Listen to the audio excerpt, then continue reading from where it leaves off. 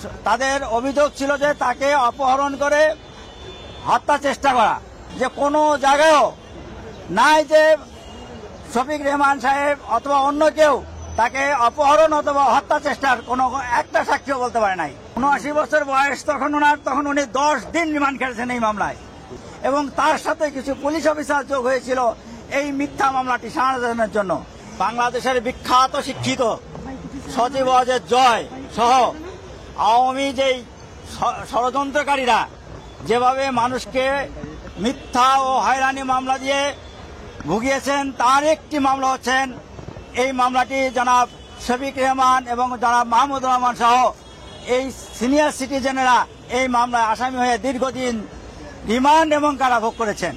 তাদের অভিযোগ ছিল যে তাকে অপহরণ করে হত্যা চেষ্টা করা, কিন্তু এই মামলার সাক্ষী এবং জবানবন্দির 12 জনের টোটাল পর্যালোচনা করে আমার সাথে জনাব ব্যারিস্টার আনোয়ার হোসেন, ব্যারিস্টার পুতুল, এরা একসাথে যে কোনো জায়গায়ও নাই যে শফিক রেহমান সাহেব অথবা অন্য কেউ তাকে অপহরণ অথবা হত্যা চেষ্টার কোনো একটা সাক্ষীও বলতে পারে নাই। ইভেন সজীব ওয়াজেদ জয় যে সাক্ষী দিয়েছেন সেই সাক্ষীতে তিনি কোনো কিছু বিজ্ঞ আদালতে উপস্থাপন করতে পারেননি। আমরা একটা ছবি দেখেছি যে উনি যখন আদালতে আসেন তখন সেই আদালতের বিচারক আসাদুজ্জামান নূর ওনার পিছন পিছন হেঁটে আসে।